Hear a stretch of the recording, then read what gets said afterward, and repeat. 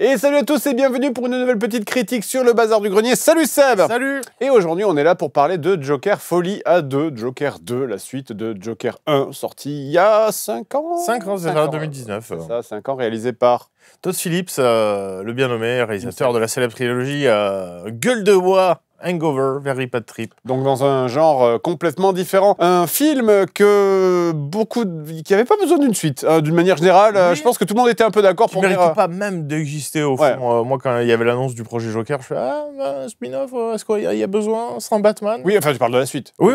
Non, mais je veux dire, déjà, moi, l'existence du premier était limite. Ah ouais. Et tu dis, ça va. Et c'est transformé. Bon, ça n'a pas plu à tout le monde, mais moi, je trouve que c'était plutôt réussi. Après, c'était un plagiat de Taxi Driver, du coup, mais Bien sûr, ça marchait. Et des King of Comedy aussi, enfin bon, très Scorsese, donc évidemment. Enfin voilà, ça marchait. Mais c'est vrai que là, quand ils ont annoncé le 2, on a fait Est-ce qu'il y avait mais besoin? Pourquoi Ah oui, l'argent, c'est ça. 1,1 milliard, c'est ça, de box-office pour un budget de 70 millions. L'argent, Warner Bros, l'argent, c'est donc évidemment ça. Mais malgré tout, quand tu lisais le synopsis, il promettait que, voilà, quelque chose, le fait d'introduire le personnage d'Harley Quinn, Bien sûr. que ça parle un peu, enfin que ça soit un peu un film de procès, mais on n'en savait pas plus, Ouais. mais surtout qu'il y avait un aspect comédie musicale. Oui, c'était ce qui peut marcher dans un délire de c'est-à-dire folie. Et ça tombe bien, ça s'appelle Folie à 2. Voilà, mais on fait pas une copie carbone du premier, on essaie d'apporter des nouvelles choses. Tu dis, pourquoi pas, bénéfice du doute, C'est ça, allons voir. C'est vrai qu'on rappelle qu'on n'a jamais eu de réelle origin story au personnage de Harley Quinn, même si c'était pas l'idée derrière ça, mais bon. On va faire comme d'habitude, on va en parler avec une partie spoil et une partie no spoil, et on commence par la partie no spoil.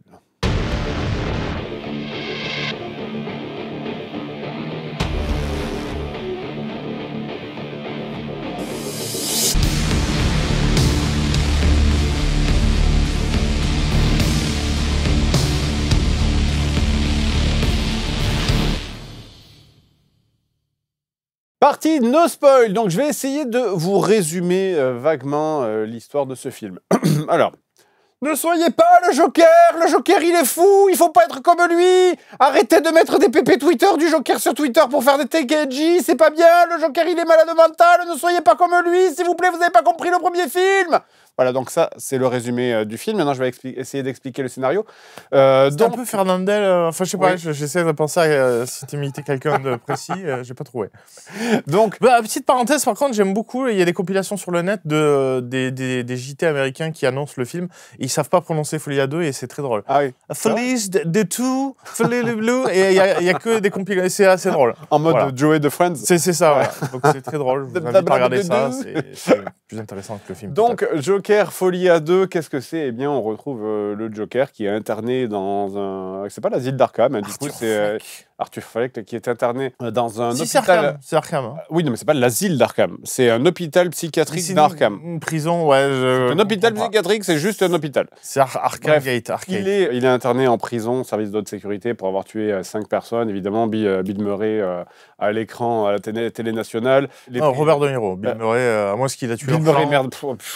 Il était dans le public. Oh merde, Bill Murray. Il a tué Bill Murray. Pourquoi je dis Bill Murray? Je sais pas. Qu'il meurt. C'est le personnage qui s'appelle Murray. Ah oui, Murray, exact, voilà. Oui, voilà, c'est pas Bill Murray.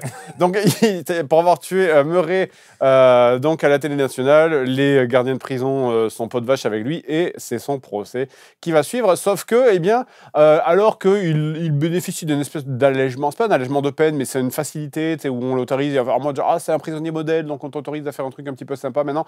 Eh bien, il va rencontrer le personnage de Lee, qui est Harley, qui est donc Harley Quinn, mais le nom de Harley Quinn n'est jamais prononcé dans le film. Et eh bien, il va se lier d'amitié, voire même plus, avec elle, et va comprendre que sa vie va peut-être retrouver un sens, du coup, avec tout ce truc qui se passe autour, ce procès et ce battage médiatique autour de sa personnalité du Joker. Voilà. Ça va, à peu près? Ça, à peu près, ouais. J'aurais plus galéré, moi, de toute façon, en résumé. Alors, qu'est-ce que tu as pensé du film? Alors moi j'ai essayé de lui donner sa chance parce que vu que là actuellement ça fait une semaine qu'il est sorti. Ah oui, bide. Et c'est un bide retentissant colossal et volé de bois vert de partout, c'est-à-dire de la part des critiques et même du public. Oui, plus mal noté que Madame Web. C'est ça, sur CinemaScore. Après je sais pas qu'est-ce que ça vaut comme site de notation, mais il est derrière Morbius et Shazam 2. Je savais pas que c'était possible, mais voilà.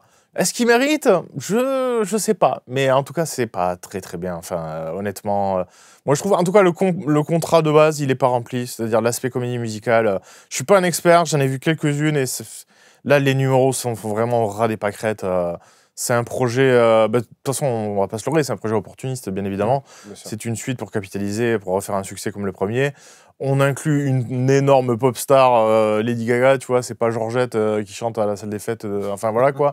Même pour les acteurs, pour enfin même le réalisateur, il y a moyen de faire un petit billet Ah ouais, non, mais au-delà du projet artistique. Honnêtement, le film, il sent le blanchiment d'argent. Hein. Oui, parce que le budget, le premier, c'est 70 millions, celui-là, c'est 200. Tu le vois pas, à aucun moment. 200, ouais, et c'est ça, un des plus grands problèmes, c'est que tu le sens pas du tout. Tu vois, où est l'argent, s'il vous plaît? On n'a pas vu de robots géants, une armée en 3D se battre. Non, c'est où est l'argent? Et on sait un peu, parce que Joaquin Dans Phoenix... les poches de Todd Phillips, de Joaquin Phoenix. Ouais, Todd Phillips, on ne sait pas, mais il a dû prendre une enveloppe, hein, vu qu'il réalise, il écrit, voilà. Et il produit, hein, je sais plus. Phoenix prend... 20 millions. 20 millions. Un petit pécule. Et Lady Gaga, 12. Ouais. Donc déjà, voilà. L'argent, il est là. Le budget d'un gros film, en plus. Tu sais, tu peux faire... c'est peut-être Monte Cristo, c'est le budget de Monte Cristo, en France. C'est les deux salaires. Voilà. Et donc, pour revenir à ce que j'avais pensé du film, voilà, j'ai essayé de donner sa chance. Des fois, je sentais que le film essayait d'aller quelque part, mais la seconde d'après, il partait dans un autre sens. Et il m'a perdu plusieurs fois. Et à la fin, je me suis dit, mais qu'est-ce que le film voulait raconter, en fait? C'est un espèce de groupe d'amis. Enfin, c'est le réalisateur, et puis Phoenix, apparemment, c'était son idée dans un rêve. Apparemment, il est oh putain, ça serait bien de faire le Joker. Comme quoi, des fois, il faut mieux passer une bonne nuit. Faut bien dormir, quoi. Faut bien dormir, quoi. Et cacher, ça aurait été mieux, peut-être. Et ouais, du coup, ils ont essayé de faire leur kiff. Ils sont partis dans un délire un peu arty. Ils ont un peu fait ça dans leur coin chez DC, mais comme le premier a cartonné, Warner, ils ont dit carte blanche. Allez, faites-nous faire de l'argent. En fait, un film. Et du coup, la Warner, il va être en mode oh putain, là, on s'est encore fait avoir. Ouais. Donc, mais non, c'est raté. Mais c'est ça, raté. C'est vraiment raté. Et comme tu dis, l'argent, il n'est pas là, quoi. C'est pas, on pourrait se dire, ah oui, c'est une comédie musicale.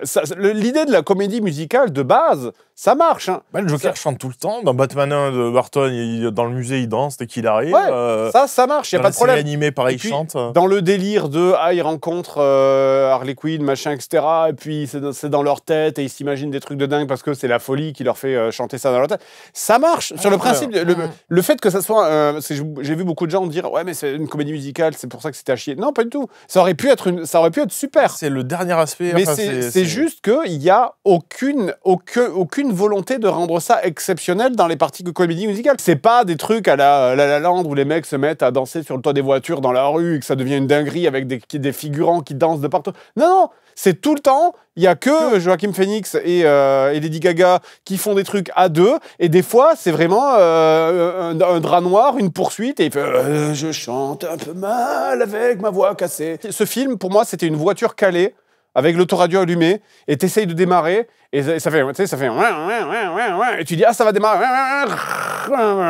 Et à chaque fois... Et parce qu'à chaque fois que le film, tu as l'impression qu'il va démarrer, mais il démarre jamais. Et je regardais l'heure, je me disais, mais il reste combien? Il reste une heure, putain. Ok, c'est bientôt, là. Il reste une heure, ça va bientôt démarrer. Il reste 30 minutes, putain, c'est chaud. Ça veut dire que c'est la fin, il va pas se passer grand-chose. Et à la fin, je regardais, mais il reste 10 minutes. Il s'est rien passé, putain. Et ça me rendait fou.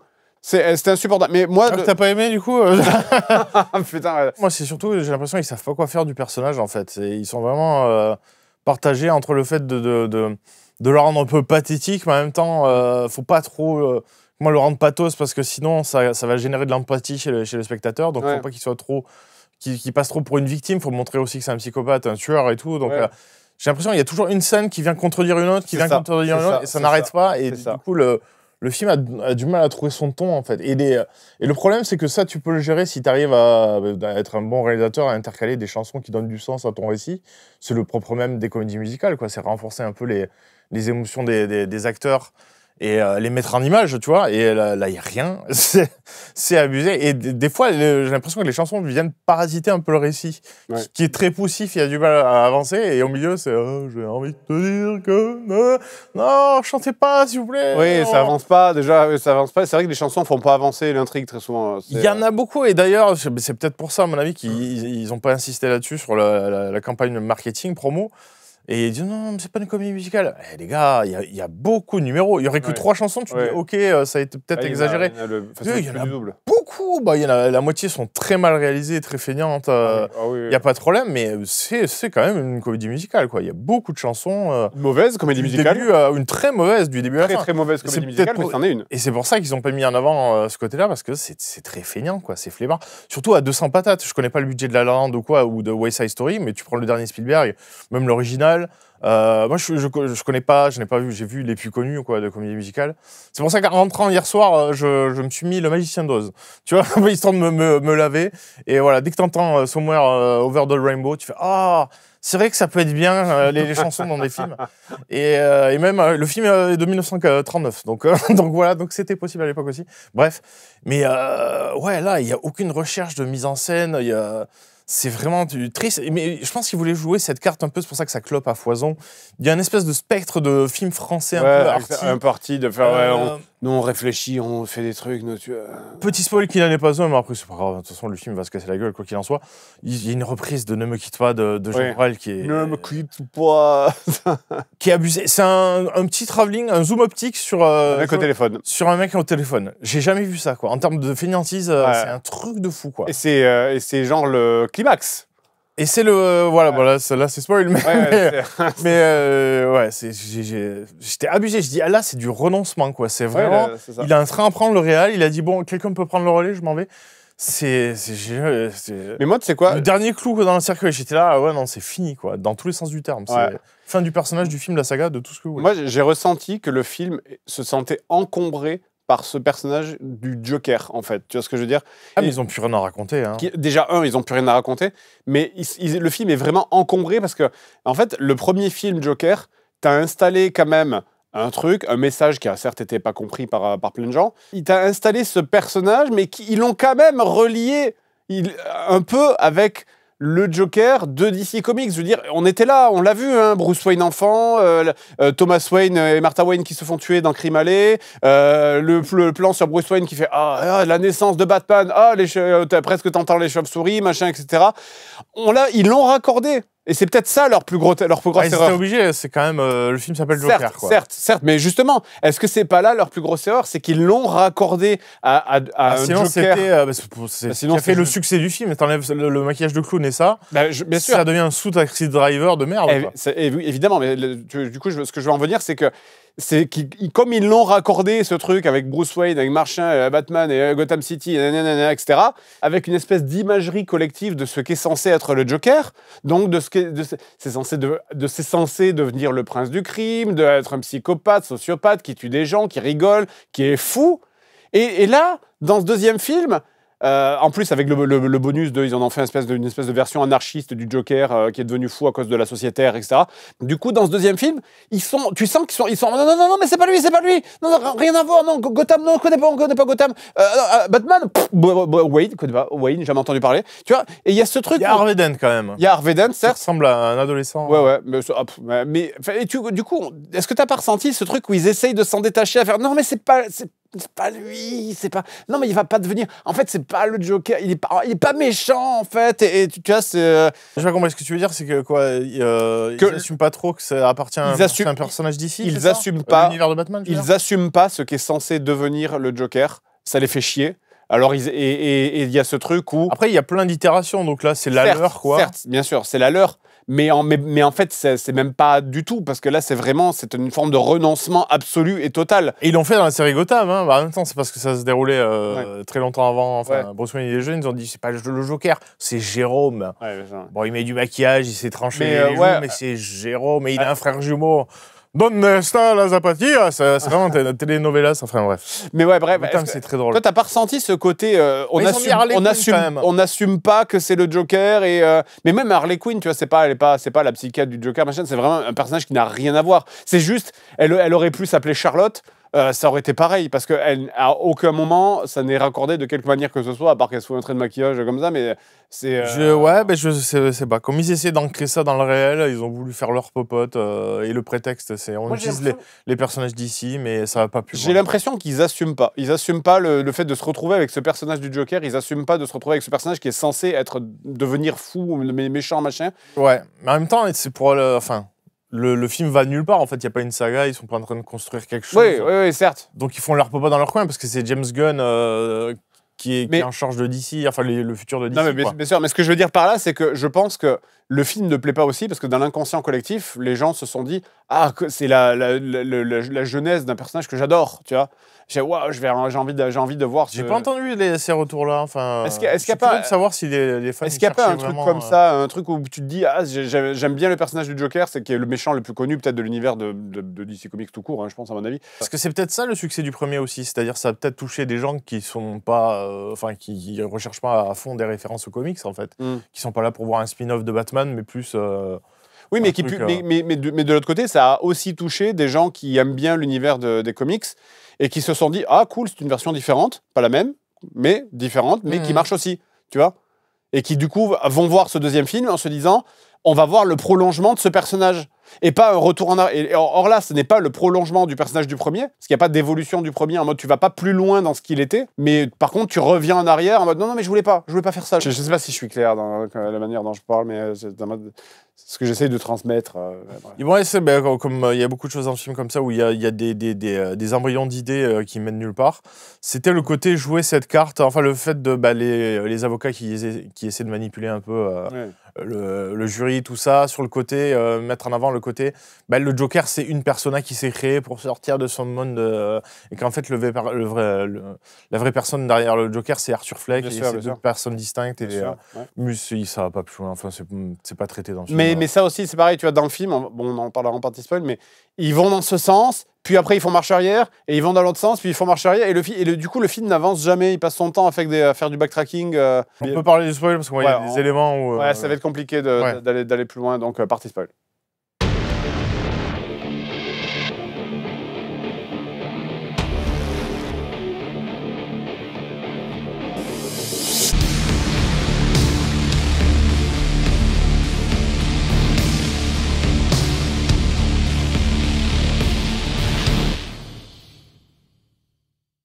Ok, donc partie spoil. Si vous êtes ici, on considère que vous avez vu le film ou que vous vous en fichez d'être spoilé ou que vous vous en fichez de le voir aussi, tout simplement, parce qu'il y a de grandes chances que ça soit ça au final. Si on doit rentrer un petit peu plus dans les détails de l'histoire, donc effectivement, Arthur Fleck donc, est enfermé dans une prison de haute sécurité. De temps en temps, il va faire des soins, il va rencontrer son avocate qui essaye, parce que son avocate essaye de convaincre, comme tu disais, le jury que le Joker, c'est une espèce de personnalité alternative de Arthur Fleck et qu'en fait, il y a vraiment Arthur Fleck d'un côté, le Joker de l'autre et que c'est deux personnalités distinctes, ce qui permettrait ensuite... C'est intéressant à traiter parce que... les troubles de la personnalité comme ça.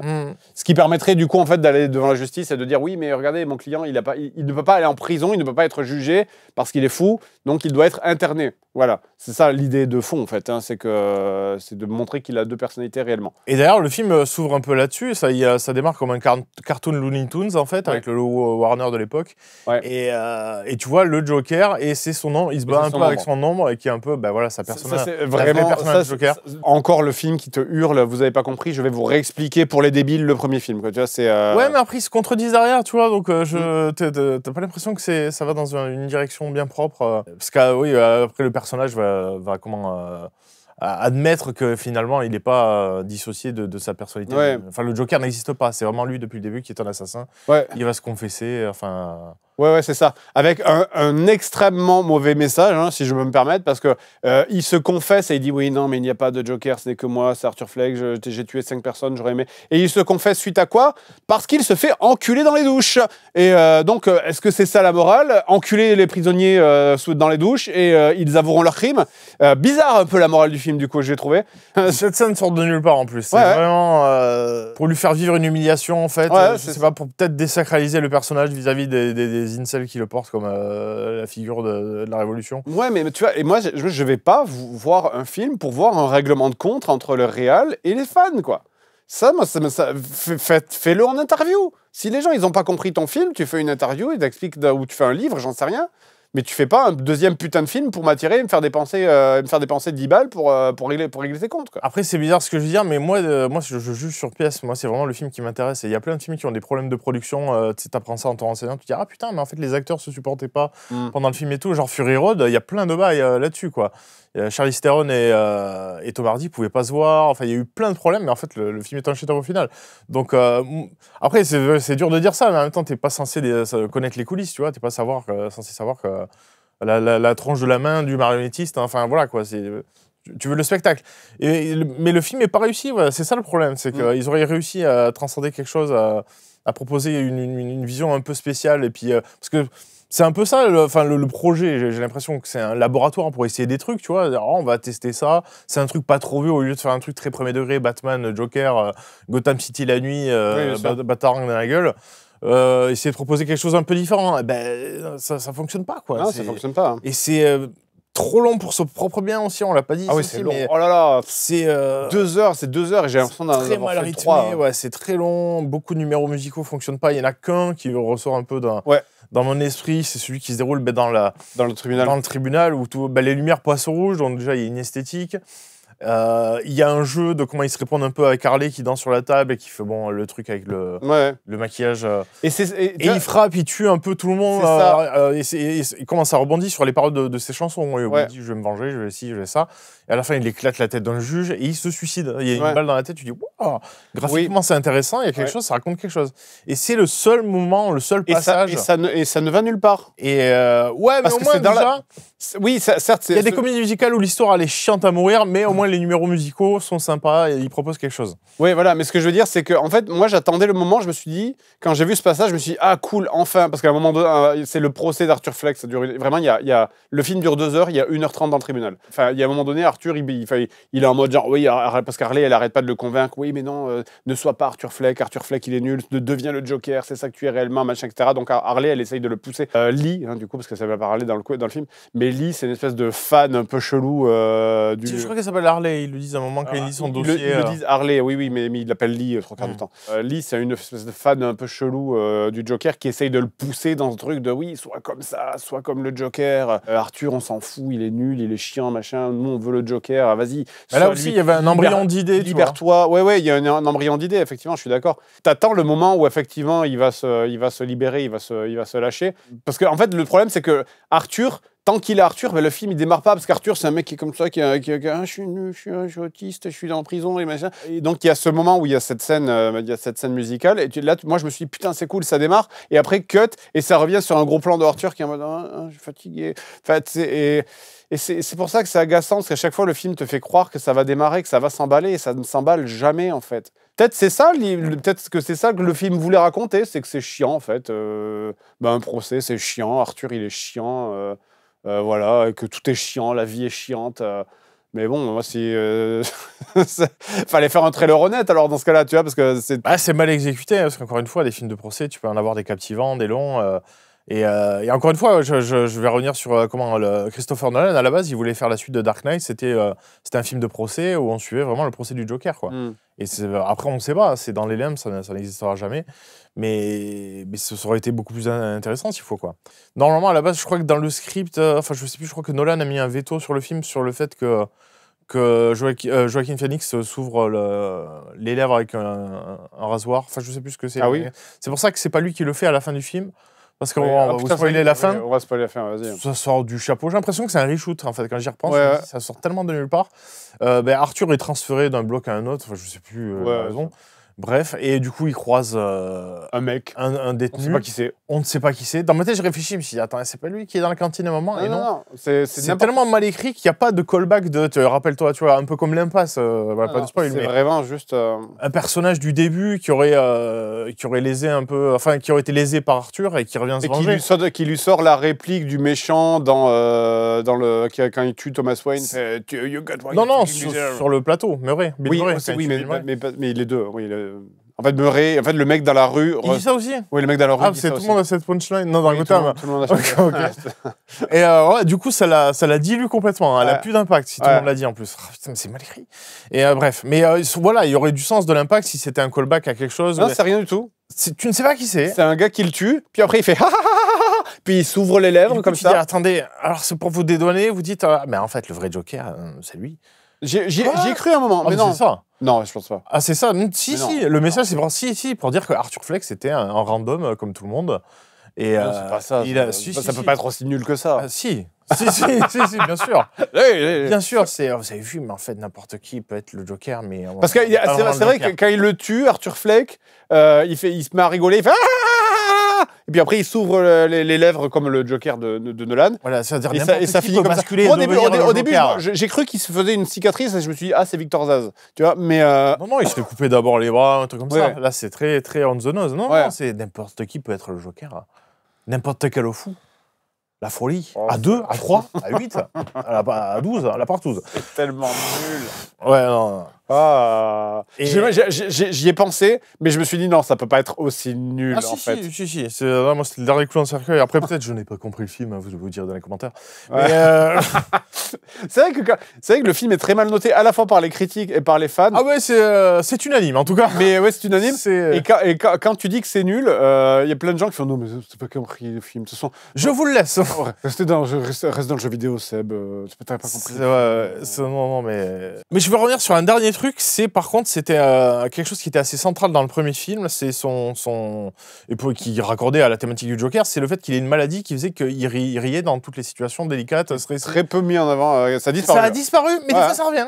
Des fois Ouais. il rigole. Tu te dis mais pourquoi? Tu sais, quand il est sous la pluie, à un moment, parce qu'il est maltraité par les matons, il se met à rire. On dirait et ça, c'est un plan du trailer. Tu sens que c'est un passage obligé en fait. Ouais. Ah putain, faut le mettre sinon. Mais moi je veux mettre des comédies musicales. Oui, mais il faut qu'il rigole parce que sinon le premier ça n'a pas tu de sens. vois ce que je veux dire le film, tu le sens pas être encombré par le Joker 1, le premier film, et à la fois par le personnage du Joker. Ça, dans ce truc de ouais, c'est bon, regardez, il rigole, voilà, hop, foutez-moi la paix. Oui, regardez, c'est bon, là, il est habillé en clown, là, ta gueule, allez hop. Tu vois, tu sens pas qu'il est Mais là, emmerdé. complètement. Là, enfin, ça c'était un peu au centre du truc, c'est-à-dire le fait qu'il soit un peu. C'est ce qui déclenche l'encartade dans le métro et qui tue les mecs, c'est parce qu'il rigole tout seul dans son coin. Il dit Ouais. ah, tu te fous de notre gueule, machin. Donc, c'est ce côté, ouais, je suis pas adapté en société à cause de ma maladie, Bien voilà, sûr, tout bien ça. sûr. Et ça a disparu du récit, ça, c'est trop bizarre. Oui, parce Et que des là, fois, ça revient parce que ça serait rigolo qu'il rigole à ce moment-là, tu vois, Ouais. comme ça crée un petit malaise. Mais et du coup, c'est pas cohérent. Et les trois quarts du film, il ne rit pas. J'ai pas de problème à ça, avec ça en règle générale. Mais là, je veux dire, c'était central au premier film. Pourquoi vous l'avez dégagé? C'est trop bizarre. ouais, Il respecte pas son propre lore, quoi. Enfin, c'est très étrange.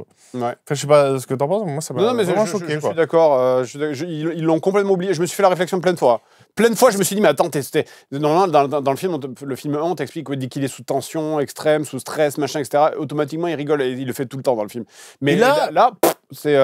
Il se fait tabasser, violer, il est en prison. Là, t'en veux de la situation extrême? Il devrait rire en permanence. Ouais, hein. Il est dans un procès, il risque de passer à la chaise électrique.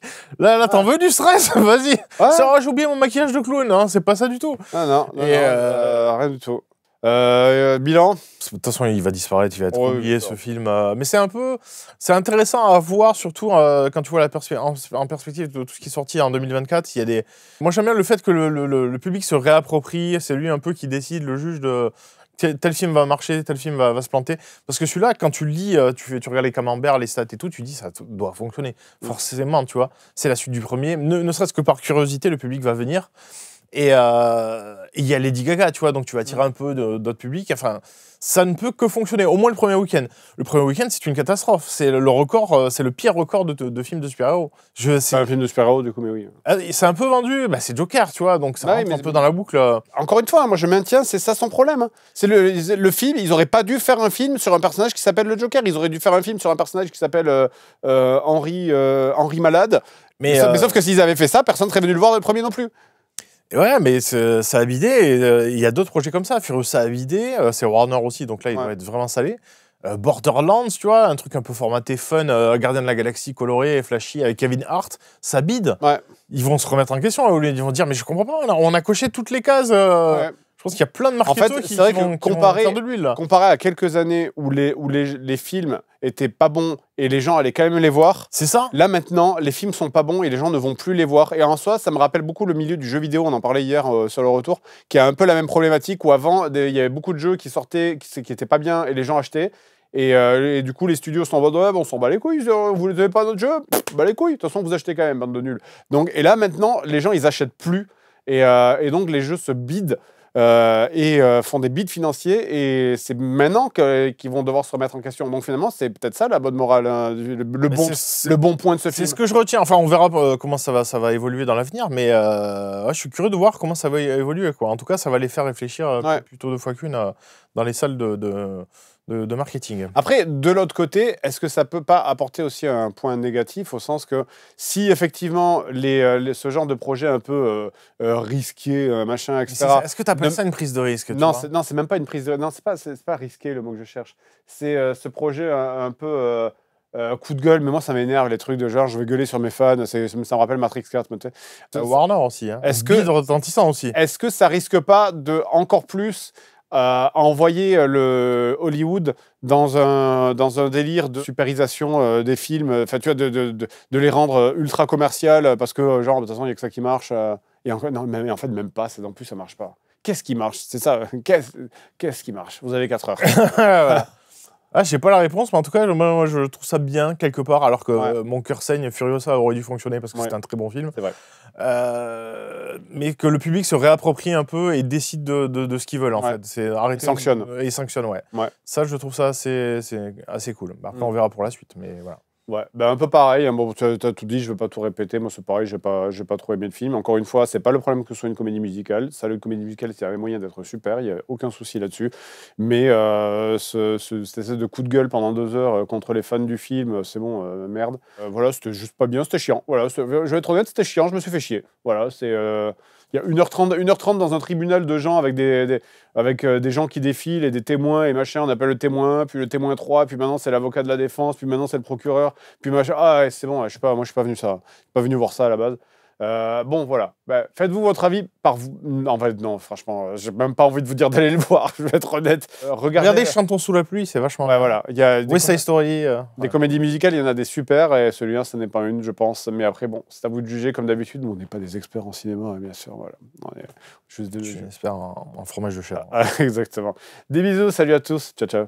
À la prochaine pour d'autres vidéos sur le Bazar du Grenier. Le crottin cendré.